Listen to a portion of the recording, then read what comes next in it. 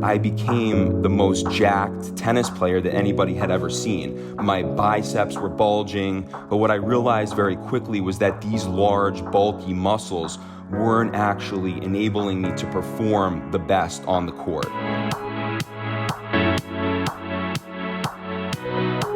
Hello again and welcome to LLAMA, the Live Long and Master Aging podcast. My name is Peter Bowes. This is where we explore the science and stories behind human longevity.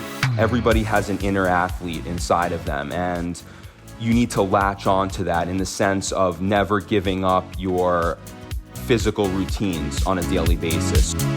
This episode is produced in association with Mission Lean, the fitness platform and app which is designed and curated to get you fit and lean. Being in the best possible physical shape is, of course, a key pillar to good health, and I would also argue hugely important to a long health span. COVID has changed the way that we exercise in more ways than people could have imagined, and it is clear that on-demand workouts are going to play a huge role in the way that we all keep fit in the future. I'm joined by Jon Pearlman, the co-founder of Mission Lean. Jon is also the author of the Lean Body Manual and a former #1 singles player for the Harvard University tennis team. Jon, welcome to the Live Long and Master Aging podcast. Thanks for having me, Peter. It's good to be here. Yeah, it's really good to chat with you and to be doing this podcast. We're going to dive into what the app is all about and talk about your book as well. A lot of what you write about is based on your own personal experience. So I think that's probably a good place to start in terms of your own journey towards getting lean and in the best possible shape. How did it start for you?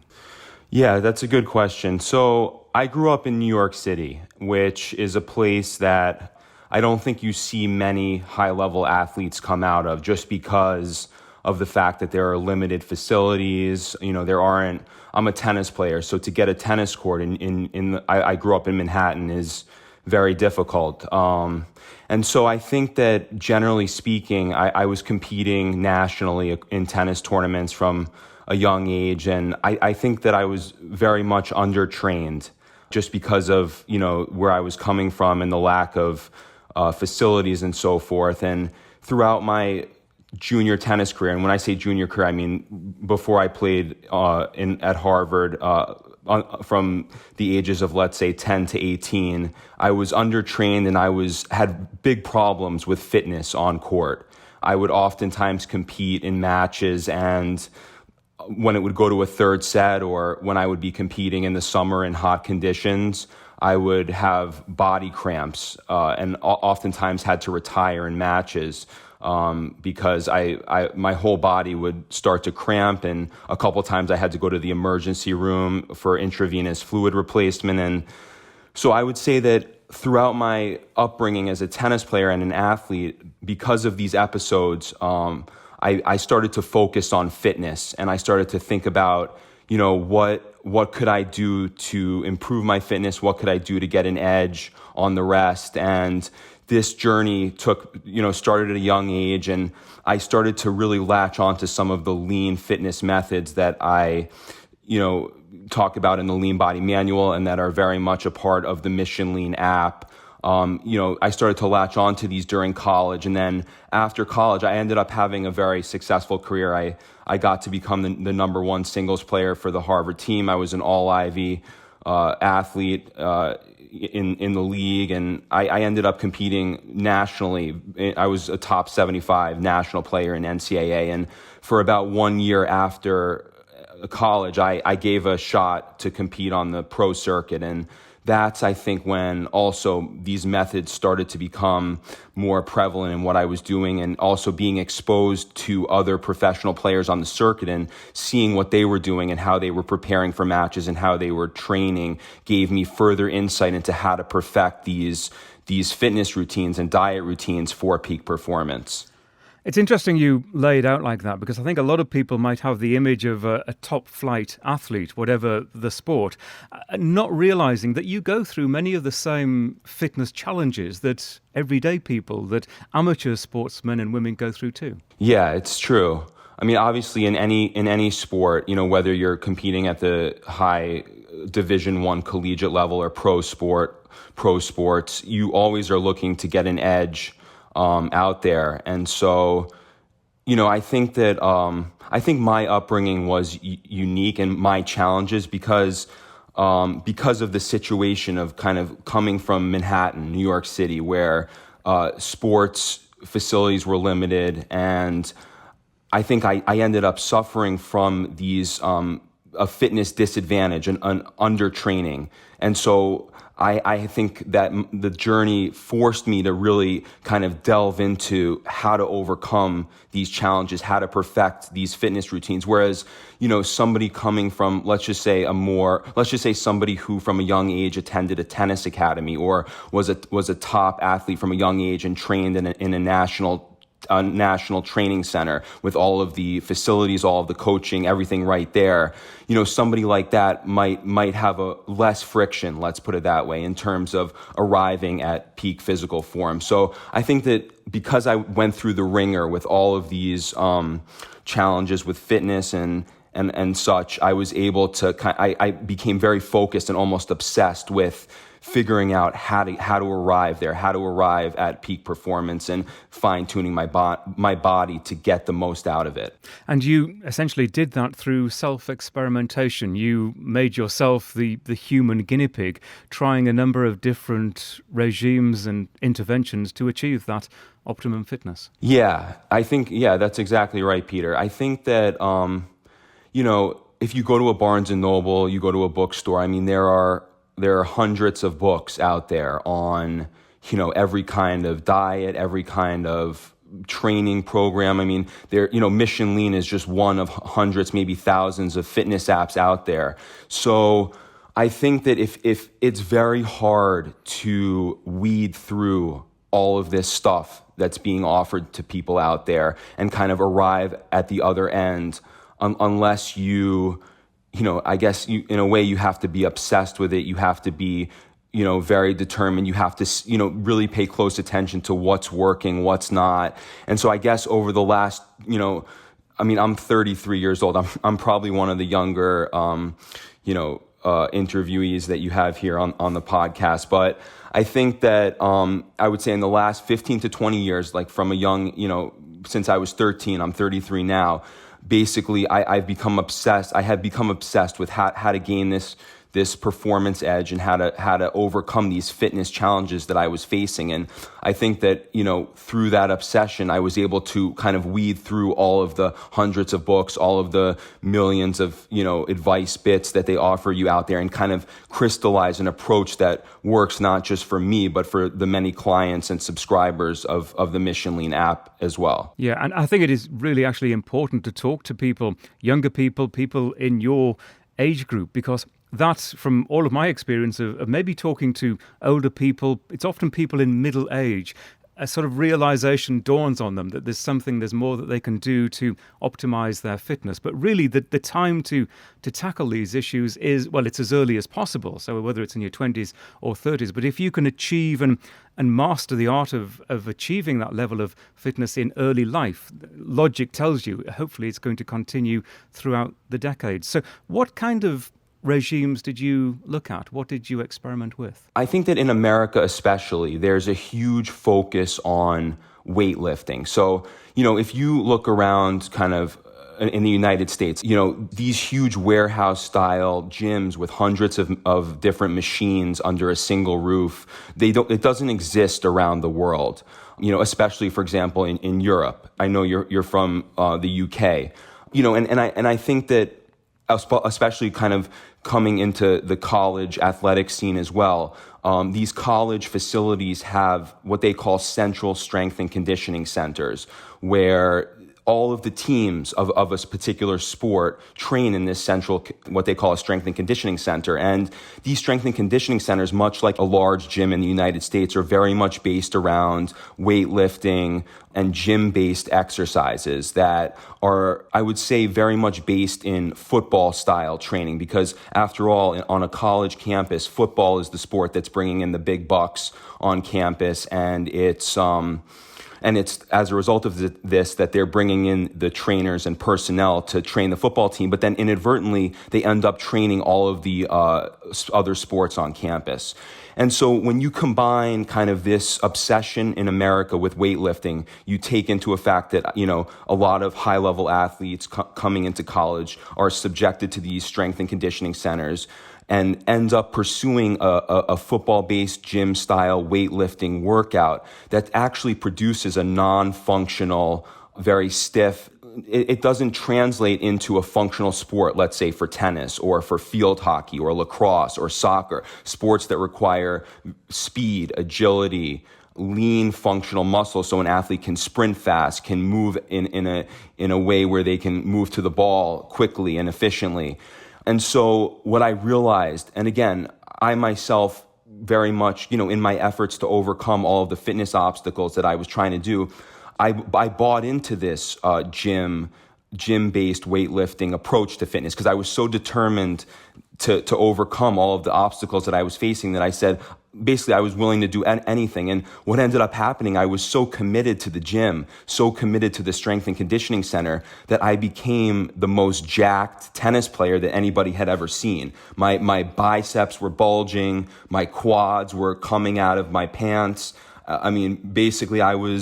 Look, maybe it intimidated the occasional opponent when I came out on court, but what I realized very quickly was that these large, bulky muscles weren't actually enabling me to perform the best on the court. And of course, that's the look that so many people are striving for, though, isn't it? Yes, it's great. You might look great in a bodybuilding competition and you might intimidate somebody, in a bar fight with a big muscle, but the reality is that these large, bulky muscles are not optimal for peak performance. And that's how I latched on to the lean body approach to fitness. I realized soon, very quickly actually, as I started to internalize, the top D1 college players, and then also my year and a half competing on the pro circuit, I was looking around and none of these players were lean, limber, light, agile. They weren't bulky. They didn't have the types of muscles that I had accumulated from the gym-based workouts. I realized pretty quickly that I needed to change if I wanted to reach my physical peak. One little thought on that, one caveat maybe, in defense of muscle,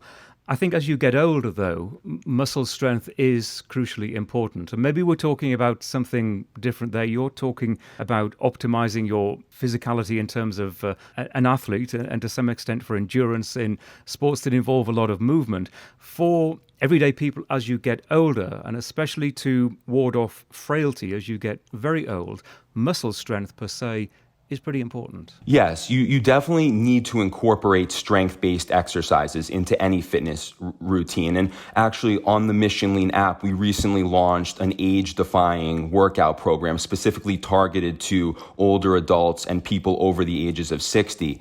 And the way we structure the workouts for older adults is it's called HIIT training, and it's a buzzword. You might have heard it before, high intensity interval training.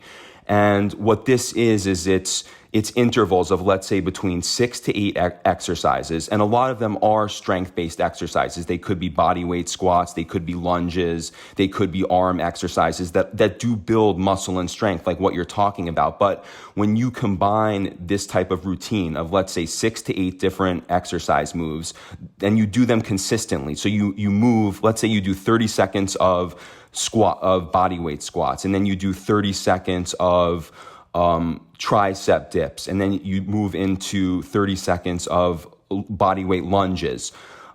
These exercises do build incredible strength and muscle, but when you train in this way, you're actually benefiting from an aerobic output as well, which I hope we can talk about in the coming minutes, is incredibly important from an anti-aging standpoint. Basically, if you're looking to target fitness for anti-aging, you have to train in such a way that you elevate your heart rate to a significant level, in the sense that you will benefit from an anti-aging cellular response. And more or less, when you train in a way where you're taking little breaks, training in a routine of strength-based exercises and doing so continuously, as opposed to, like, for example, a weight-based bodybuilding workout where you'll lift heavier weights and you might only do 6 reps, let's say, of a given gym move, and then you'll rest for 2 minutes before you go undertake the next set.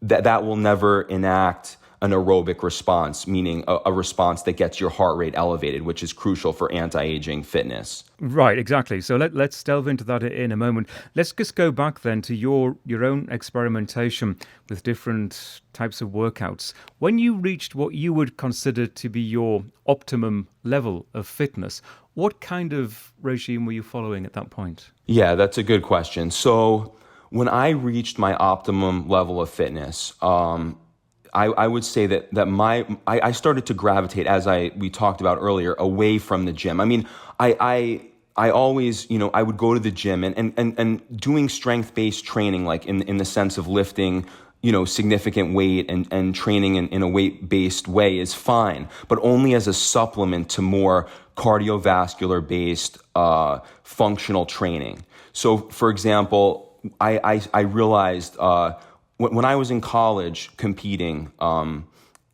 the Harvard tennis team, I was about 10 to 15 pounds heavier than I currently am, meaning the weight that I arrived at when I started to compete professionally and on the pro circuit. So when I was able to get an ATP world ranking on the circuit, and that was about 6 months after I had graduated from Harvard, and it was in this time that I started to notice what other pro players were doing and what needed to be done to arrive at that level of tennis and performance. And so I started to, number one, I started to run a lot. I mean, obviously for an older adult, maybe you can't run, but the point is that you need to have a significant amount of aerobic output in your training. So I would say that, if you can't run, or you want to start with something less, a little bit more mild, like, for example, you can go on the bike for 15 to 20 minutes. Ideally before breakfast, because that's when you can really, when you do this type of cardio first thing in the morning before breakfast,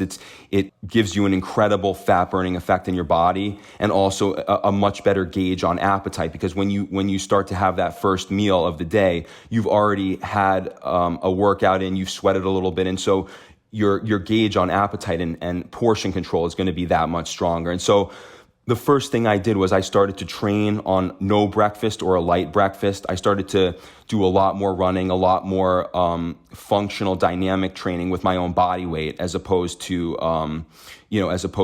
heading straight to the gym for a heavy weightlifting session.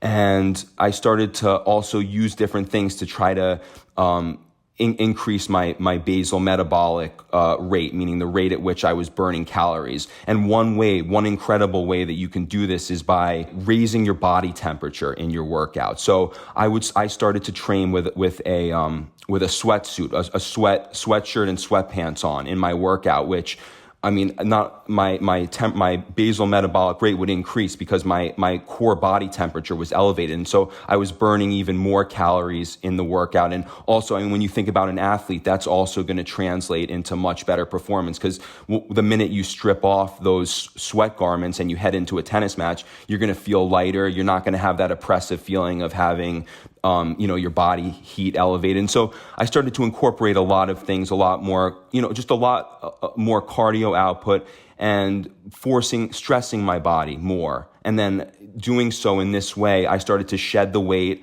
I became much lighter on court, and my performance took off.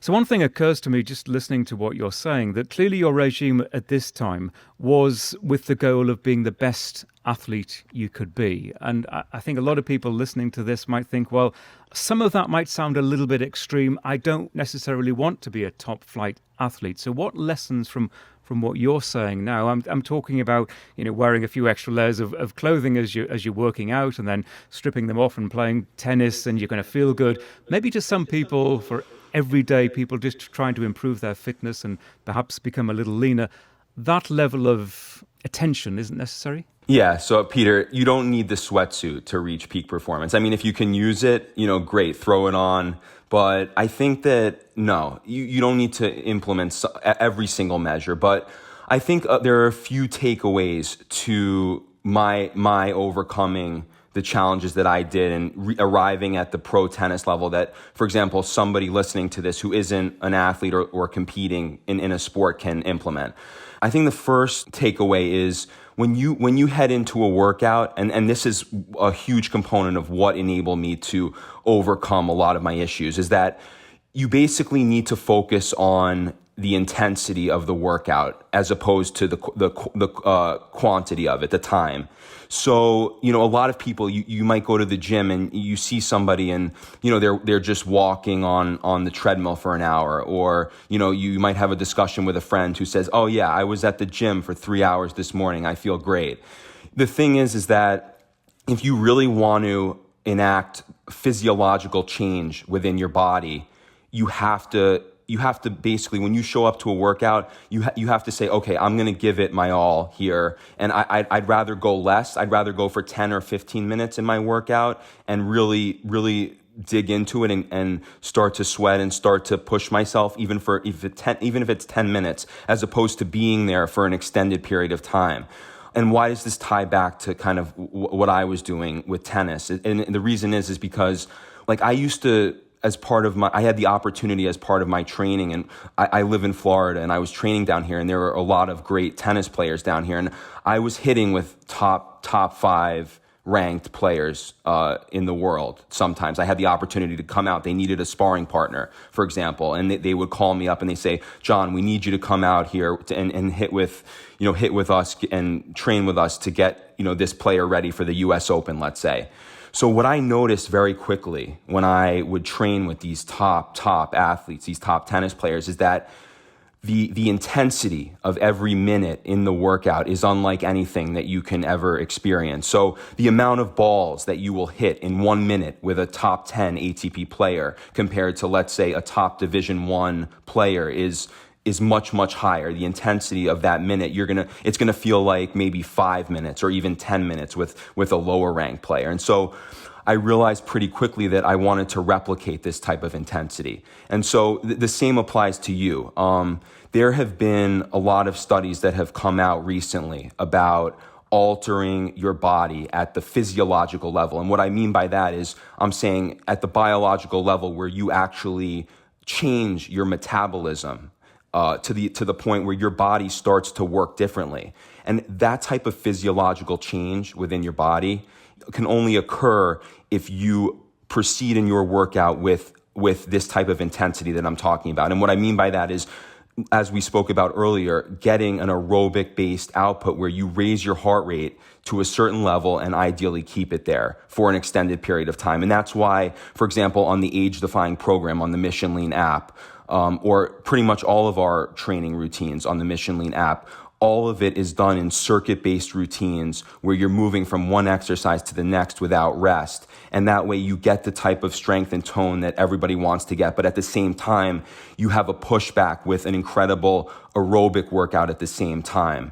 And Peter, I just want to mention, so there, specifically with respect to the metabolism, there was a study that came out recently in the last year showing that in terms of there's a new field in science where they can measure your metabolism, the metabolic profile of a person. And when they examined two groups of people, they examined the most aerobically fit people and they compared them to the least aerobically fit.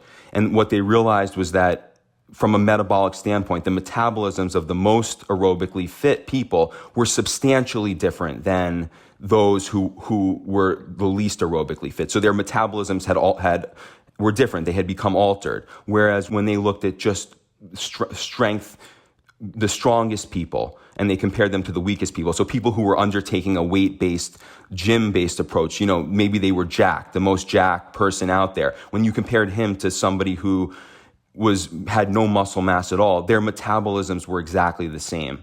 And so that indicates that in order to really kind of reap a significant effect in your body, physiologically. You have to stress yourself aerobically, and you have to proceed with a certain intensity in your workouts. John, you've clearly built up a vast wealth of knowledge through your own experience, and I guess this is the reason that you wrote the book.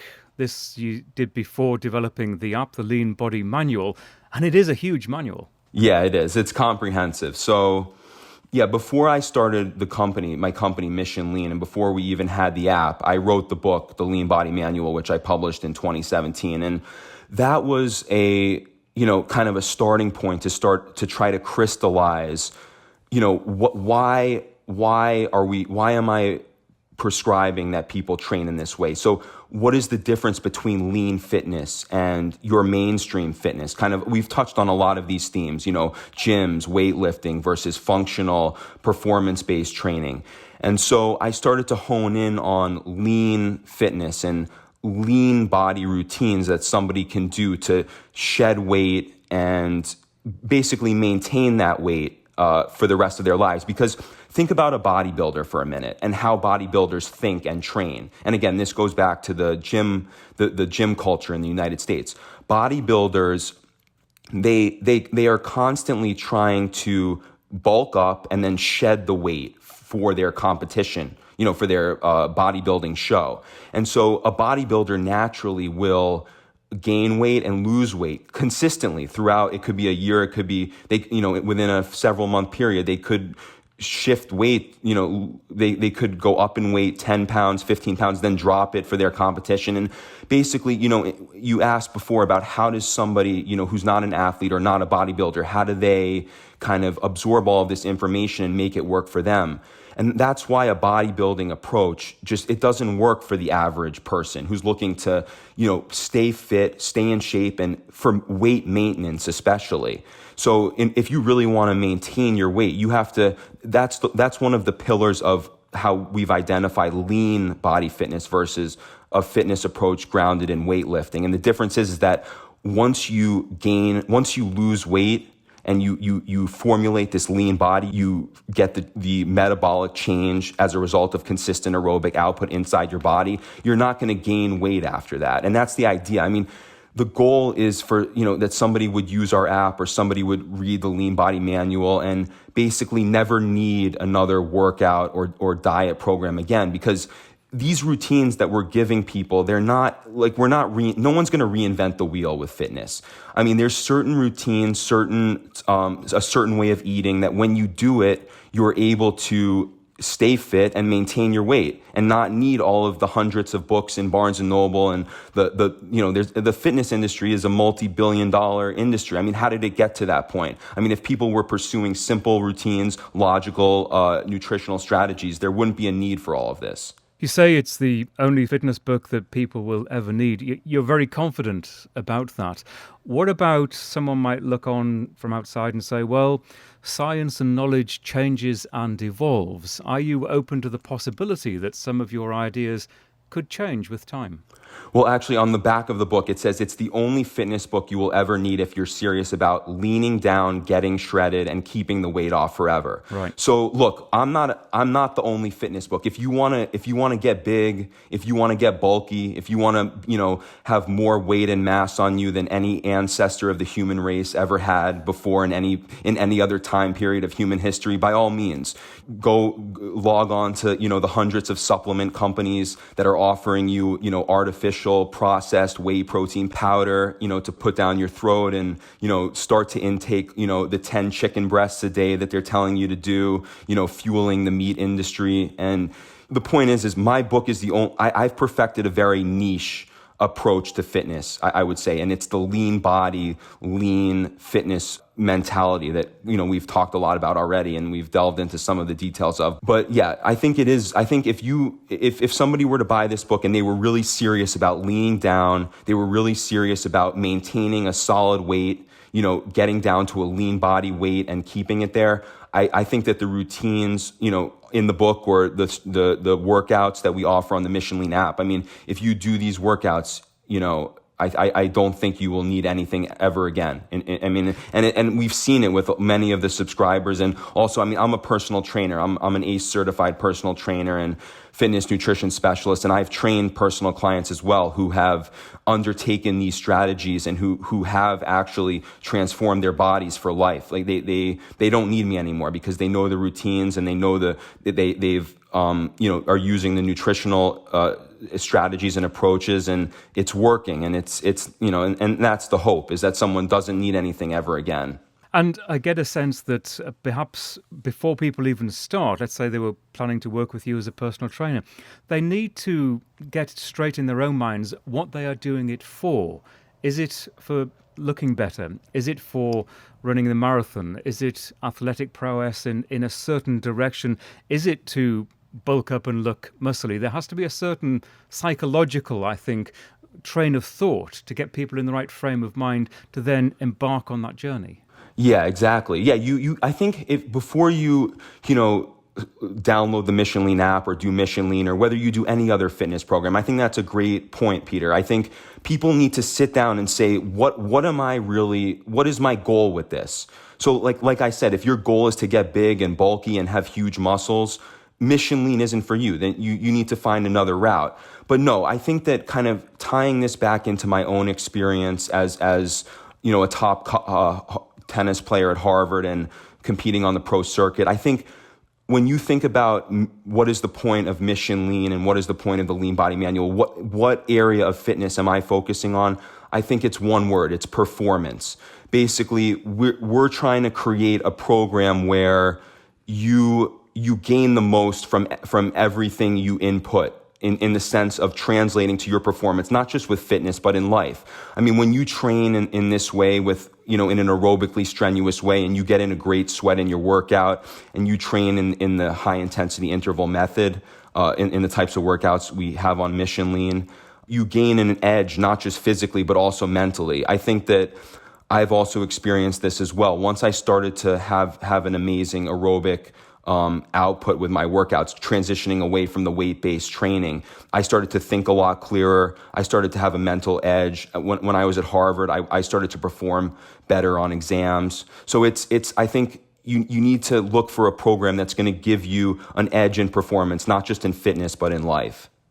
Let's talk a bit more about the app. You've mentioned it several times, and I'm curious, and I talked in the introduction about how times are changing, and clearly COVID for a lot of people has changed the way in which we interact with a personal trainer, or at least some sort of formalized regime that we are following. And using an app, I think to a lot of people, is still an alien way to achieve ultimate fitness. It feels perhaps very impersonal. So can maybe you take me through how it works and how people can benefit? Yeah. So on the Mission Lean app, we have a lot of offerings. So for example, like I mentioned to you, we have a special program that we formulated for ages 60 and over and older adults called the Age Defying Workout. So there aren't many products out there, and we recognized a demand in the market for this type of training for older adults, and so we created a specialized program for older adults, targeting low impact moves, but still structured in the high intensity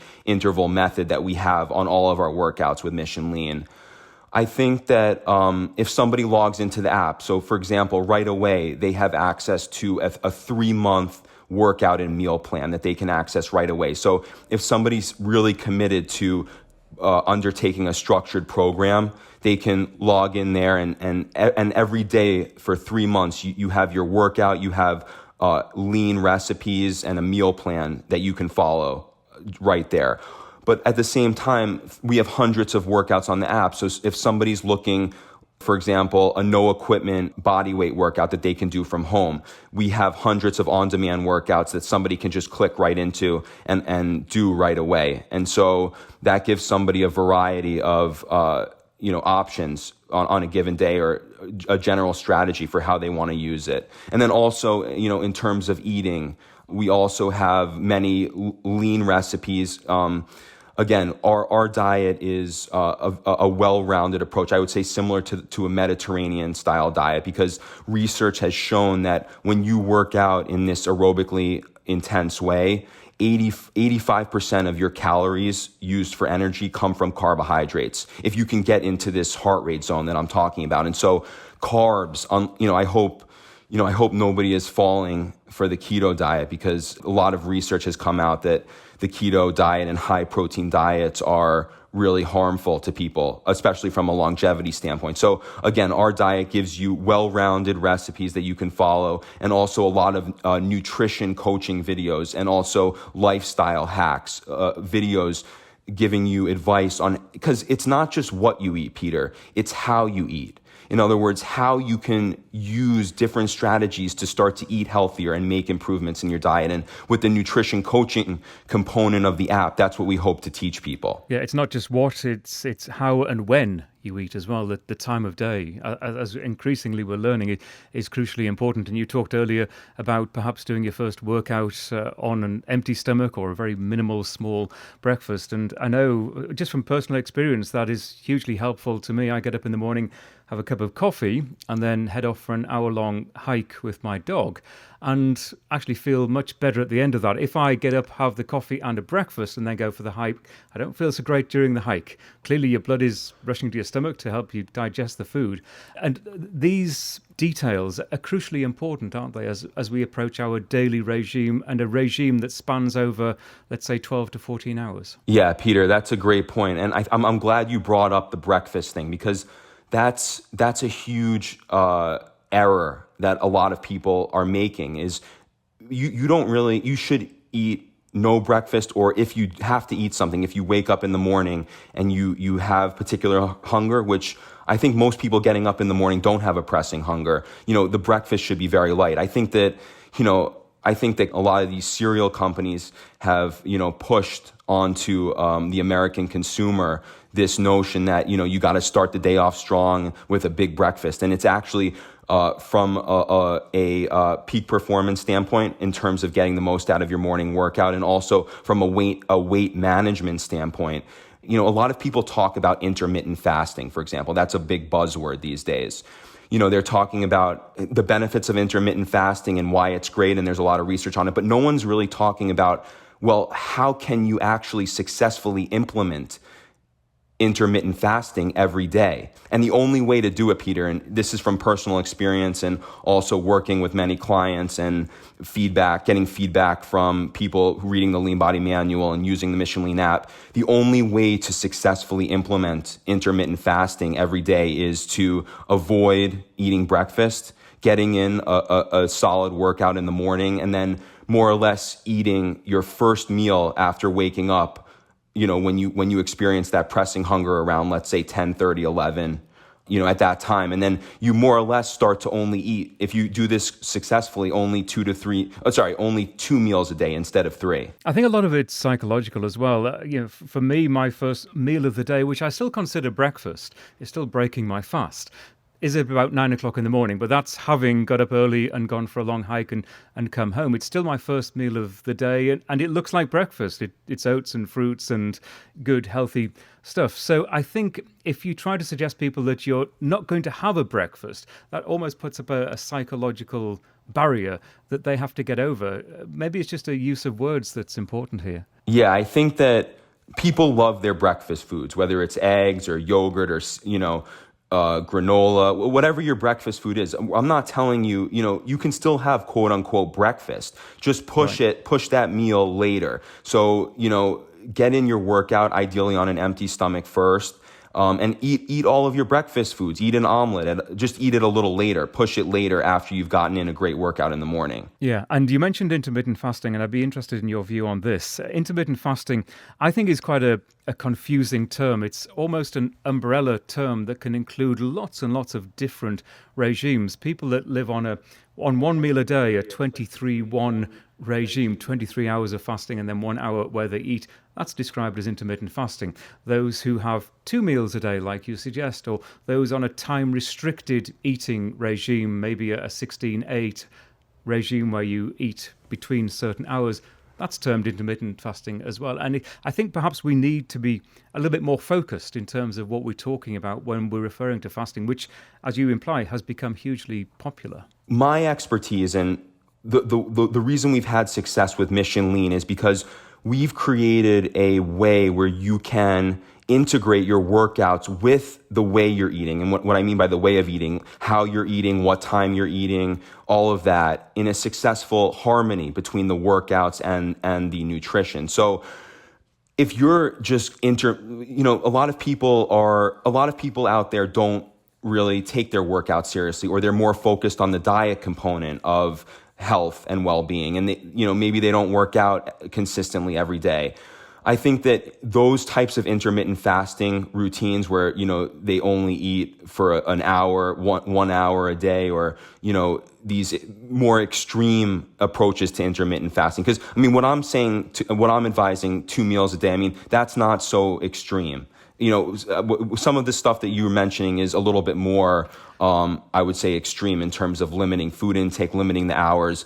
I think the idea with and if and a sustainable approach to implementing intermittent fasting is to figure out an ideal harmony between working out and eating, such that you minimize the amount that you eat and also are structured about the times of day when you eat. Because for example, when you work out, a lot of times, and this was a big realization that assisted me in transforming my own body, is that, a lot of times you'll be hungry. You'll start to feel the hunger in your belly a little bit. If you go right into a workout with a little bit of hunger, it's a good thing, because the blood will come out of your stomach and start to circulate into the muscles, and the hunger will go away. And so a lot of times I advise my clients, if it's the evening, let's say, and you start to feel hunger coming on, maybe you can jump into a workout for 15 minutes. The hunger goes away, and then it could just be a short workout, but then you go for, let's just say, a 10-minute bike ride, 15-minute bike ride, then come back, and when you sit at the table, you have a much better gauge of your appetite. You've also extended the lifespan of the calories from your prior meal because you've made them last an extra hour or two because you got that workout in. And again, hunger won't come on right after the workout. It will probably take between 30 to 45 minutes to get hungry again. So you can find a great balance between exercise and eating to gain the most from intermittent fasting. And that's our expertise and what I talk about in the Lean Body Manual and what we advise on Mission Lean. A more extreme approach, not integrating exercise, I'm not that familiar with that. But it's so true what you say, and having personally experimented with a number of fasting regimes, it is interesting and encouraging how the hunger waves do come and go, and you can ride out hunger for a short period of time and almost become distracted by exercise or indeed some sort of mental activity, and that wave of hunger just disappears. And it certainly, it tells me that I don't need to be constantly eating. I don't need to be constantly snacking to satisfy that need, that hunger that I think I have, but can be surpassed. The other thing I would say is, and I think hopefully you would agree with this, is that I would advise anyone considering changing their diet regime, or indeed their exercise regime significantly, is that they should speak to their doctor, their professional health provider first of all, and just get checked out, because we're all very different and we all respond in different ways to these interventions. Yeah, that's right. But it's true, Peter. Sometimes you'll be more inclined to snack or periodically snacking if you don't go into a workout, because going into a workout, especially one that gets your heart rate elevated and starts to pump the blood throughout your muscles, you're gonna find that if you do this, hunger will dissipate, and you can really control your hunger by structuring when you work out and also how you work out. John, one thing I'm curious about, people using the app. One thing that you, I think, gain through going to a gym, perhaps going with your friends, is the motivation of having your peers alongside you. Perhaps on those days when you're not really feeling it, the encouragement to get to the gym, or perhaps you set a target to run a 10K together. It's that personal encouragement and that human contact that sometimes keeps you going with an exercise regime. Can you get that from an app? I think that you have to have a certain level of motivation and discipline if you want to get the best results from an app. Look, Peter, if there's no replacement for an incredibly experienced knowledgeable personal trainer, meeting with you every day and taking you under their wing and pushing you in your workout. But at the end of the day, I think that if you can use, the Mission Lean app or another fitness app that you like to actually make big strides in your fitness and health, I think that's going to make you mentally tougher even in the end, because I think that it takes, at the end of the day, if a lot of people out there, it's like, New Year's comes around and there's the New Year's resolution to get fit, and there's ebbs and flows to somebody's commitment and motivation to getting fit and getting healthy. But I think that if somebody's really serious about doing it, I think that, an app is useful and can help guide them towards achieving great results. I think that also, like, from the standpoint of, allowing my expertise in lean fitness to help as many people as possible out there, the app has been instrumental in allowing me to do that. Because again, with the Lean Body Manual, I published the book in 2017, and I've gotten some great sales on it. We did some publicity in the beginning, but there's only so many people that are gonna read a book. And also, as we talked about, there's so many different books about fitness out there that it's tough to really find the right one and, sort through the mess. And so I think that from the standpoint of the app, we realized, myself and my wife, who's the co-founder of the company, that we could reach people and really transform people's mindsets and get them to focus on this lean approach to fitness and get great results from it through an interactive style app like that we have. And again, I mean, the video, some apps out there have simulations. They have, different things that might not be as user friendly. I mean, we realized that we wanted to stick with videos, that really show you exactly how to do it, and provide instructional dialogue, voiceovers, everything that would make the app user friendly, so to speak, so that someone actually could follow it and get good results from it. And have you found that during COVID that there's more interest in this way of working out using an app? Yeah, I think that obviously with gyms closing and people are looking for at-home workouts. Obviously, Peloton is a huge player in the market, so to get somebody to, consider another app is tough. It's tough to compete with, a company like Peloton who's running millions of dollars in ads. The thing is that what we're doing is a unique approach to fitness because of the lean body angle that we've taken with it. So I think that there's been a lot of demand and a lot of interest in apps and digital fitness platforms because of COVID. But again, it's a very competitive space. So we're looking to differentiate ourselves and figure out a way where we can convince people and propel people onto a lean body transformation. And Jon, I'm just curious about your own mindset as you get older, as you move into midlife. You've got this age-defying section in the app for people who are older, who want to try to maybe feel younger.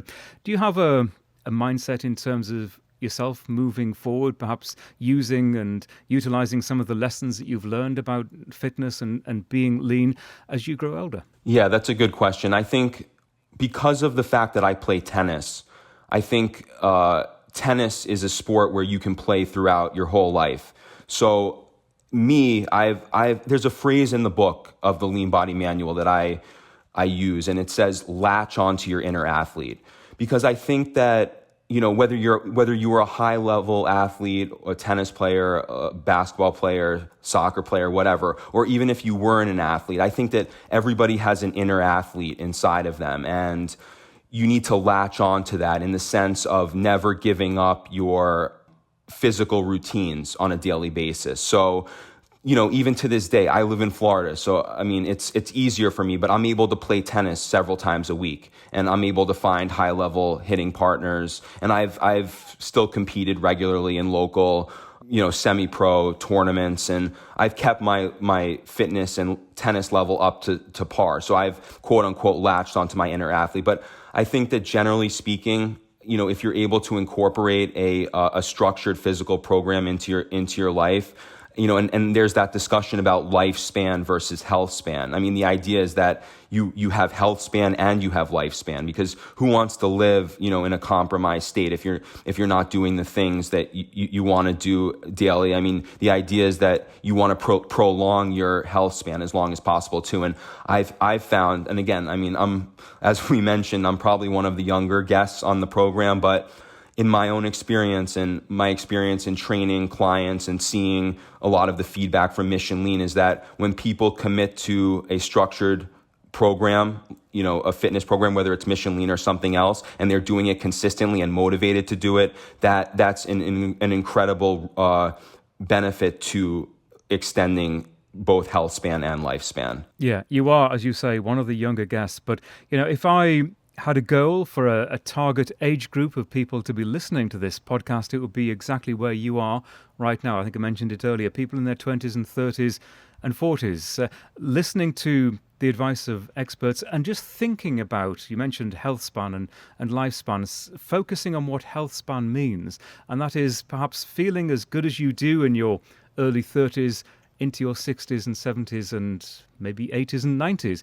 because throughout your lifetime, you have been doing the best things possible according to the science to optimize your current state of health, which hopefully is going to prolong those healthy years that you have. Exactly. I think you're right on the money there, because ideally you start from a young age and you foster these types of routines right away, right at the start of life. But and you continue to follow them well into your 40s, 50s, 60s and beyond. With that said, though, if you want to undergo a serious program and there's been a gap and, some years have gone by and you haven't been able to, get in the type of workouts that you would have liked to, and you might have let your fitness lag a little bit. It's not too late. I mean, I've seen incredible lean body transformations also, even with people late in life. For example, I have a client who's 63 years old, and I was training him privately for a while, and then things started to pick up with the business and I couldn't any longer. And he subscribed to the Mission Lean app, and he continued to do a lot of the workouts, from there. And they were also based on a lot of the training we had done together. And he lost about 15 to 20 pounds, in I would say about a 6 to 9 month period. And this was about a year ago, and he's kept it off, and he made the determination that he never wants to, go back to the way he was before. And he has a certain commitment and dedication to it, and that's what it takes. And so the point is, if you're young and you have the routines built into you, don't ever stop them. But at the same time, you can always take the initiative to achieve some incredible results if you have the commitment. Yeah, I think that's a great point you make, and the phrase that you used, "it's never too late," is crucially important for people of all ages. But as you say, if you're getting older and you feel as if you've lapsed, you can start again and you can achieve great things. Jon, this has been a really fascinating, inspiring conversation. Thank you very much indeed. Thanks for having me. And if you'd like to find out more about Jon's book, The Lean Body Manual, and Mission Lean, missionlean.com, I'll put the details into the show notes for this episode. The LLAMA podcast is a HealthSpan media production. A quick reminder, we're available at all of the major podcasting platforms, including Apple Podcasts, where you can rate and review us, wherever you find us. Take care, and thanks so much for listening. This podcast is for informational, educational, and entertainment purposes only. We do not offer medical advice. If you have health concerns of any kind, or you are considering adopting a new diet or exercise regime, you should first consult your doctor.